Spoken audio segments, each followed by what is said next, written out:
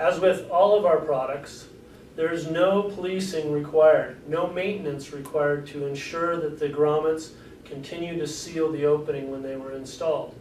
Install the cold lock grommet in a cable opening, and whenever cabling is run through the opening, the grommet automatically seals around any cable opening.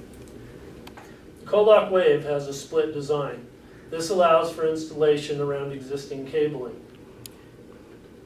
If there's no cabling present, just simply cut a hole, rectangular hole of the appropriate size, place the cold lock wave in the hole, and secure it with the 4 self-tapping screws provided. The cold lock wave is designed for longevity. The durable ABS frame and flexible sealing surface are engineered to withstand long-term use. The thermoplastic elastomer is flame-rated UL 94HB. US and international patent-pending design using the thermoplastic elastomer creates a more effective seal than any other grommet. Cold lock waves are packaged in 10-unit cartridges. The cold lock wave is designed to fit a hole that's 9 1/4 by 6 3/4 of an inch.